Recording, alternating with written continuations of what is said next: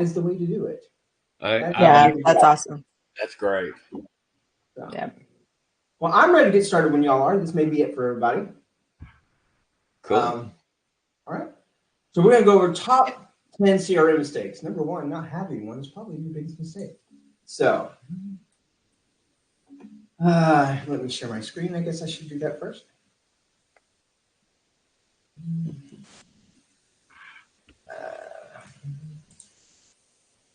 And screen sharing. I think that's how I do it, right? Can't see it. You can see my screen? All right. Now can you see this? No. Where's the slideshow? Nope. Can't see your screen at all. All right. So I don't know how to share the screen. Oh, here we go. Chrome tab. Oh, this is so new. Here we go. It's very different. I'm learning. All right. So we were the top CRM mistakes. So I'm Leslie Wilson. I've been working in real estate since 2006. I'm proud to be a native-born Texan, born and raised, and I'm currently living in Houston. I love Houston, and as you can see, I love my dog. When it comes to communication, I speak fast, so listen quick. If you need me to slow down, please say so, or if you need me to repeat something, just say so. But my Instagram, my Facebook, and my LinkedIn, I'm actually active on all three of those. If you get really sassy, you can find my TikTok somewhere. So, and next slide, I think. How do I get to the next slide? Oh, there we go. Make sure that's right. Oh, that's right. I need to start the screen. All right. So what is a CRM? It's a customer relationship management tool. It's a system that helps business manage and track customer interactions and data. It enables business to improve customer satisfaction, loyalty by effectively managing customer relationships. Why is a CRM important? It plays a crucial role in enhancing customer interactions, maximizing sales opportunities, and streamlining businesses' processes. By centralizing customer data and providing insights, CRM empowers businesses to deliver personal experience, improve customer service, and drive growth. All right, number one CRM mistake.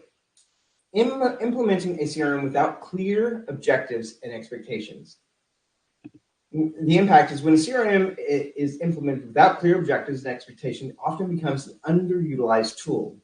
Failing to deliver the intended benefits, without a clear direction, employees may not fully understand how to use the CRM effectively, resulting in wasted time and resources. Your solution: establish specific goals for CRM adoption.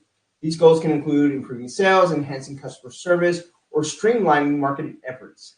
By setting clear objectives, organizations can ensure that the CRM is implemented with a purpose, and that all stakeholders understand how it will contribute to their success. All right, number two CRM mistake. Failing to involve your team. And I know if you're at the top, you probably don't understand how everything works below you. Involve your team. So excluding team members from the CRM selection implementation process is probably a huge mistake. This approach can lead to lack of buy-in and resistance from the team members when it comes to adopting a new CRM in their system.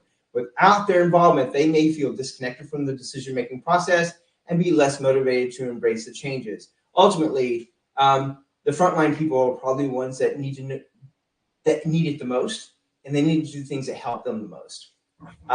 Solution: it's crucial to engage team members in the CRM selection. This can be done by seeking their input, evaluating different options, and considering their needs. Additionally, providing comprehensive training on how to use the CRM.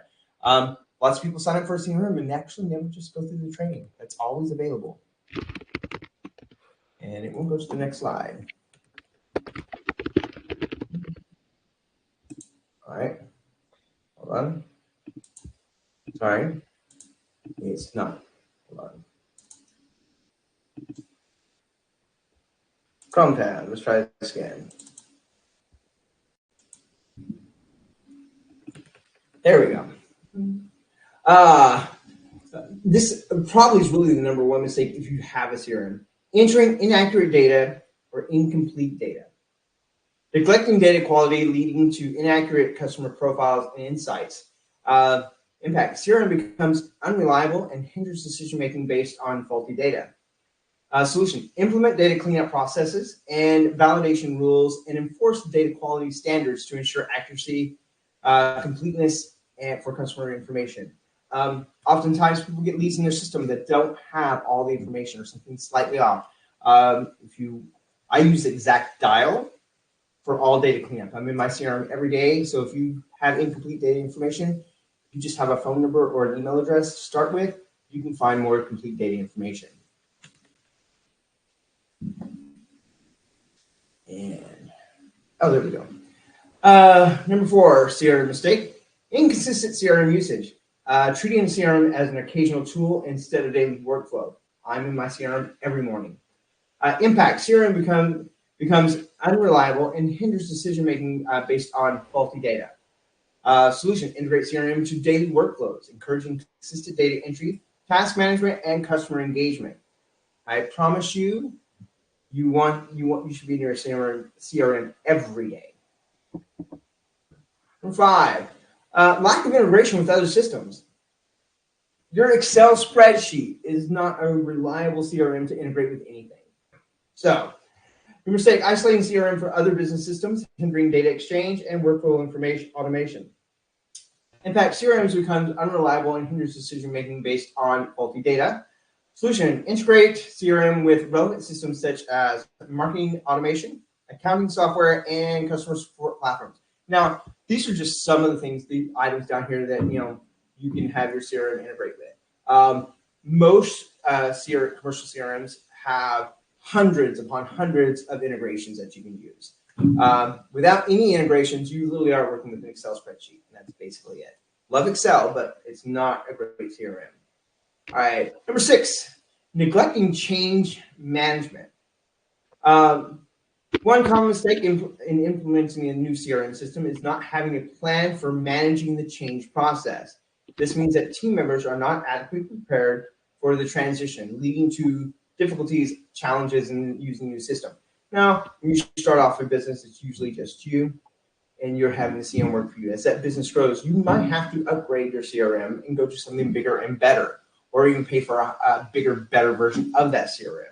So we need to keep that in mind as you go forward, that you want to start with something that you can build on and grow instead of having to change. It'll save you some time and some money. Impact: the lack of change management can have a significant impact on the team. Team members may struggle with a new CRM system, resulting in frustration and resistance to adoption. This can hinder productivity and hinder the overall success of the CRM implementation. Your solution? To address this issue, it is crucial to develop a comprehensive change management plan. This plan should include strategies to educate, train, and support team members throughout the CRM implementation process. By providing necessary resources and guidance, the change management plan can help alternative challenges and ensure a smooth transition to a new CRM. You can't just say, here's the new CRM. You have to have actual training on it. You need to make sure they actually go through the training. All right, number 7, failing to measure results. If you can't measure it, it's not real. We've all heard that. Mistake: one common mistake in CRM implementation is initiating it without establishing key performance indicators, KPIs, to track progress and success. KPIs are essential metrics to help ensure the effectiveness of a CRM and guide decision-making. Impact: when CRM implementation lacks clear KPIs, it becomes aimless and lacks the necessary feedback and evaluation to optimize its usage. Without measurable goals and indicators, it becomes challenging to assess the impact and make informed decisions for improvement. Solution: to avoid this, it is crucial to define clear KPIs related to CRM goals. These can include metrics such as lead conversion rates, customer satisfaction scores, and sales growth. Regularly tracking and analyzing these metrics will provide valuable insights to help measure the impact of CRM, enabling organizations to make data-driven decisions for continuous improvement.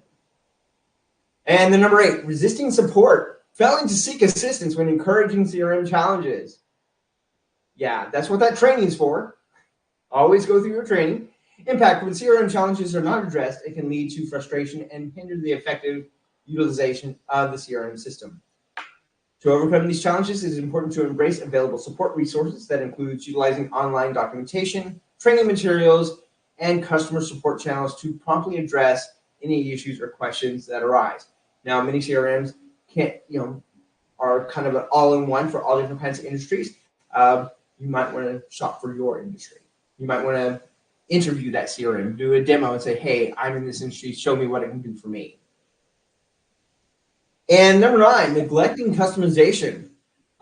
Using a generic CRM without adapting specific business needs. Okay, Excel spreadsheet.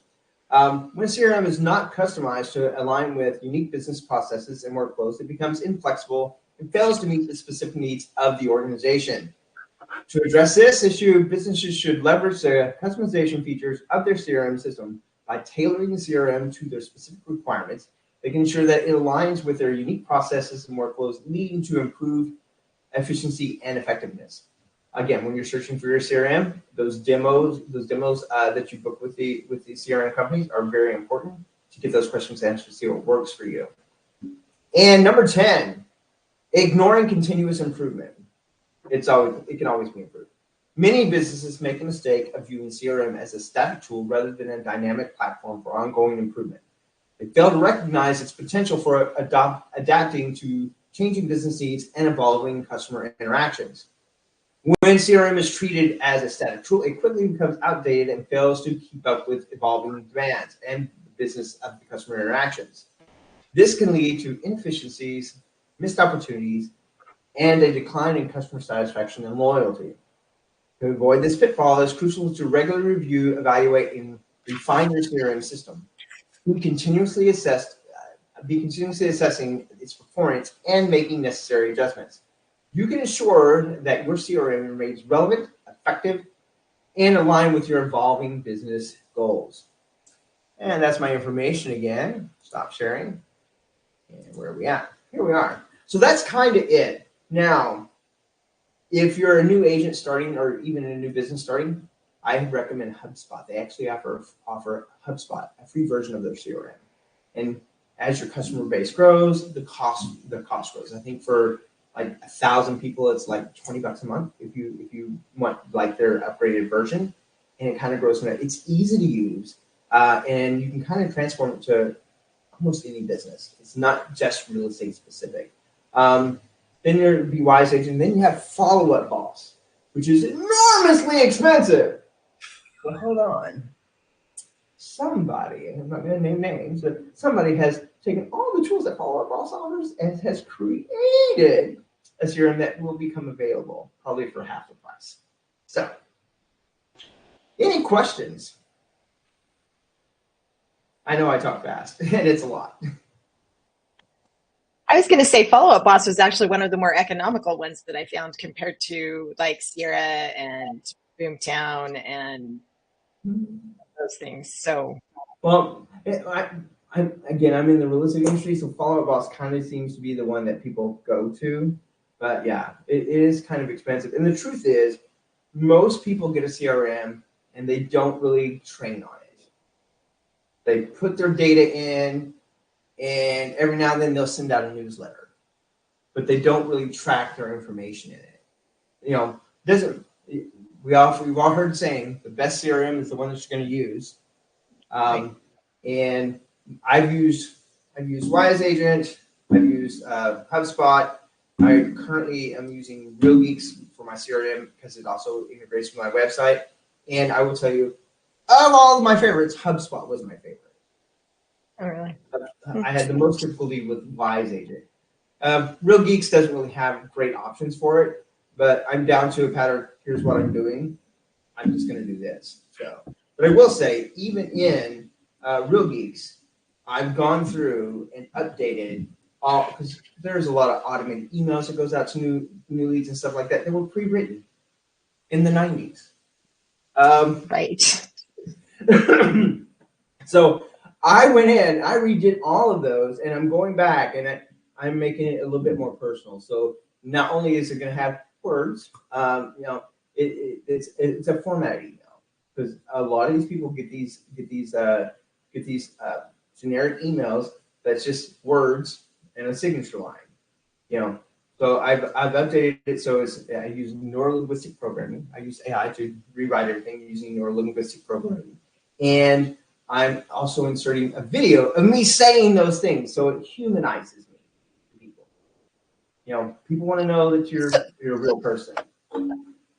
Yeah, that's something that I would be interested in learning about, is how you're inserting videos into those emails. I think I can. I just have never tried it. You can, and honestly, you just make the videos. Like the script is written. You already have the email. The script is written. Whether or not they play the video isn't as important as they see that you're a human being. So they have to click to play. They will have to click to play. And I will tell you, back in my days when I used BombBomb, I used to send out an introduction video, like to every lead that came in. I still do that. I still send out introduction videos. But BombBomb would track. Some of them played the video 49 times. All I did is I have a whiteboard right here somewhere, right behind me. I do this with all new leads that come through. I hold up a little sign that says, hey, and that is my handwriting. That's Catherine. You can't read her name, but Catherine knows it's her name. And I just hold it up, and for the first few seconds, it just says, hey, Catherine. And I just say, hey, Catherine, my name is Leslie Dawn Wilson. You're on my website, ChristianRealEstateBoss.com, looking at properties for sale. I just want to let you know I'm here to answer your questions, schedule showings. And, if you need to talk to a great lender, I have a shoe I can refer you. Please don't hesitate to call, email, or text. That's it. But they see their name. They knew I am now a human being to them, and not just an automated system. So you can have all the CRM you want, but until you humanize yourself, people are just going to think you're junk. So I always suggest making yourself human, whether it's with a video or with me. Everything that goes out has a picture of me and my dog. Everything. And it's not me in a polo shirt or button-down shirt. Well, sometimes it's a polo shirt. But literally, it's me at the dog park with my dog, or me on a walk with my dog. Those are the pictures I use to humanize myself to other people. So, because people, ever since COVID, people want to know you give a damn about something more than just money.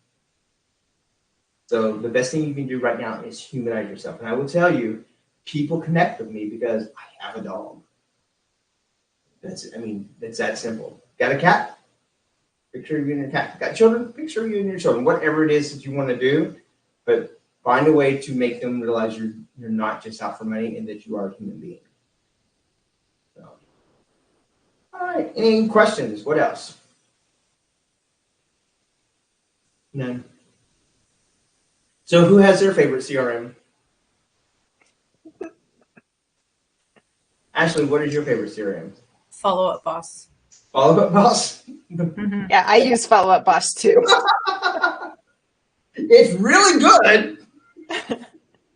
Hey, it's better than anything else that I tried, and it's more affordable than the other stuff that everybody was talking about. So, and by the way, nothing against Follow Up Boss, but for a brand new agent, they're not going to be able to afford that. They're not going to be able to afford that. With that said, you kind of need to be an expert on Follow Up Boss when you start to use it. Because if you just sign up, and I'll give the example, we have an agent on our team that signed up, but then had to pay someone else to actually do everything because it's like, I don't know how to do that. But they're instructional videos. No, he paid someone else to actually do everything for him. So, and I find that the best way to learn is to dive in and do it yourself. So, and I had Lion Desk, which a lot of people really love. I hated it. Yeah. Hated it. I had it when they had their first version. It was better than their new one. Yeah. So it was so slow. It was awful. And Follow Up Boss is like a dream compared to that. So, so ease of use for Follow Up Boss? Who would you recommend to actually use Follow Up Boss? Ashley, you want to go? I actually feel like Follow Up Boss is relatively easy to use once you have the initial. If you understand what you want, like you said in one of your first ones, what you want your CRM to do for you, then it's relatively easy to use. The one thing that I'm not using and I need to start is the integrations. Like I only integrate with Chip right now, but it would be really nice to integrate it with my Asana, or I'm wondering if I can integrate it with my transaction desk, because I'm having to plug information into multiple places, the same information. And that's kind of annoying. Because I don't use Zapier, and I know that Ashley does. So that is the one thing that when I started Zapier, I still don't know the full everything, but I kind of learned how to finagle it, I guess. My thing was I was getting leads, but they weren't getting in my CRM because I was having to stop and put it in. So now when I get leads, it automatically goes in the CRM, unless it's like I meet them in person. So yeah. See, my website leads automatically go into my CRM. And my phone calls do, but some of the other one, and I also have apartments, and any of the leads that come in through like apartments.com or whatever, those go automatically into my CRM. Perfect. But yeah, So for us, it's more. Go ahead.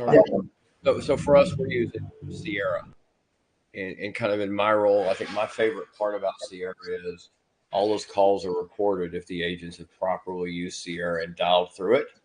So I can go back in, and if client or customer calls in and says, so-and-so said XYZ, I can go pull that call, listen to it, know what was there, but also I can listen to the calls and also do some training and coaching with those to help people be more effective with their calls.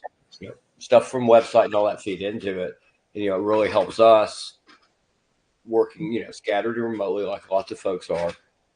Follow up and make sure that from our standpoint that agents and everything are following up with clients, messages are answered, text messages, whatever the heck it is, we can kind of stay on top of it and keep the day moving.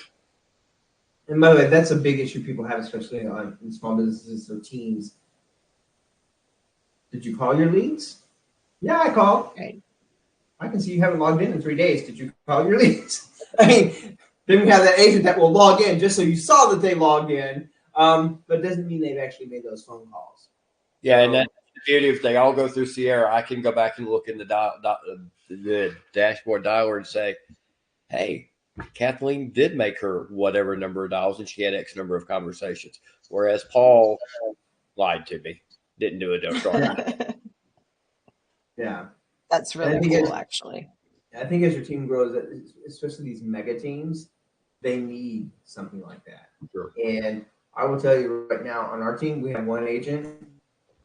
He will make it. You tell him to make 100 calls, he's going to do it. And you tell him he has to make 250 calls, he's going to do it. You tell him he has to do 50 CMAs, he's going to do it. But you have to tell him. Yeah. You have to tell him, and then you have to praise him for it. Yeah, he's that agent that I know if I tell him to do something, he's going to do it. But I also know I need to follow up with praising him for doing it. That's what feeds him. He and other agents on the team, they will get in there and they'll get one hot lead and then they'll just stop. And they're like, okay, you just missed 10 more. That's okay.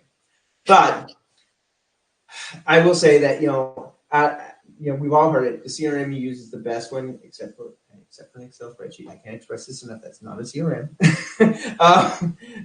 I love Excel, but getting people to use it and training them on how to use it is so important. I mean, if you just tell them that, hey, make these calls, check this box, it's not enough. You have to say, hey, not only I know you're making these calls, but did you know that CRM is doing this, this, and this? They're getting these emails, they're getting these text messages that you're not. You have to let them know that CRM is working with them and that they're just not working the CRM. That makes a huge difference when they realize how it works. A lot of people just say, here's what you do, instead, here's how it works. Right. So, and that's one of the things that I've decided is very important for me is I want the automations. If somebody goes under contract and they move them into pending, I want that email to go out so that I don't have to think about it. So it saves me time. Setting those up takes a lot of time, but those are the things that I want. You set up the format. You format those ahead of time, and Stephanie has an email for everything, I'm sure. So, but like I mean, I don't know how many of you. I use a transaction coordinator. Those emails are pre-written. She just fills in the blanks. Like it's all done. I could save $350 a transaction if I just would do it myself. I just like her doing it for me. So, but those are all emails that we can already have set up and ready to go. You just input the information, set it to go. So, and as a team grows, having some team that just does that instead of transaction coordinator will be worthwhile. I mean, our team pays our transaction coordinator a nice hefty sum every year. And I think we paid her $48,000 last year. So that's a full-time employee easily. Yep. Doing that job. But and if you use that transaction coordinator properly and use the time that you saved from it properly, yep, you're probably coming out ahead. Paying for herself. Yeah. Oh, listen, the $300 she charges our team $300 each. She now charges other people $350. But I have told her many times, you don't charge me enough for what you do. And the time you save me, it's like I don't schedule anything anymore. Like once I'm under contract, everything's done. Like she makes sure I do my job. She makes sure the buyers and sellers do their job. The other agent does their job. The title company does their job. The lender does their job. She does all of that. I don't even put my stuff into the brokerage database. It's like I just send her documents and she takes care of everything. And when I tell you that it would take me hours upon hours just to keep up with all that, she does it all for me. So we can have a whole other That's awesome. Why you need a transaction coordinator. That's all I got. Okay. All right. All right. So Thanks so much, Leslie. My pleasure. Y'all have a good one. Thanks, Leslie. You too. Bye-bye.